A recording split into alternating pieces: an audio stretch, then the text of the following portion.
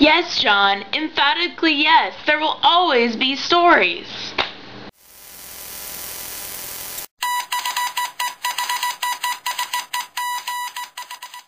Okay, so for those of you who don't follow the Vlogbrothers, about a week ago John Green made a video on the crisis in the publishing industry right now.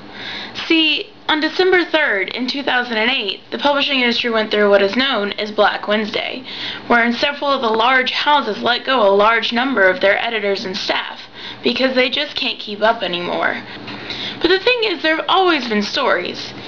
Even before there was a printing press, even before publishing became the gatekeeper for all that was good in literature and culture. But the publishing companies, the large publishing companies, are struggling right now.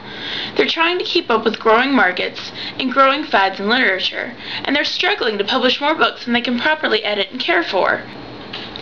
Consumers are buying less books, but that doesn't necessarily mean they're reading less. There are lots of ways that people can get stories without having to go through a publisher or major bookstore. There's a growing trend in Japan of cell phone novels, which are basically novels that people write on their cell phones as they're waiting on the bus or as they're walking to school. The first cell phone novel, when optioned by a publisher finally, sold 2.6 million copies of the book that it was printed in.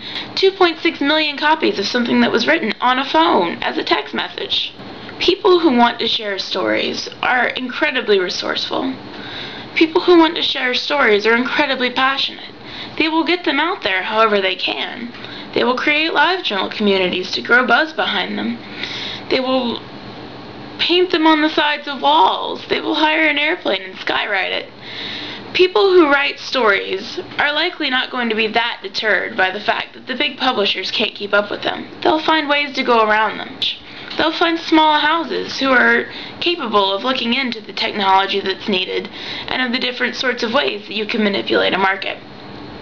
I know that as someone who works in publishing and who wants to be published, when I look towards the future, that's what I look at. So yes, John Green, it is a dark time for publishing, but I'm optimistic that we'll make it through.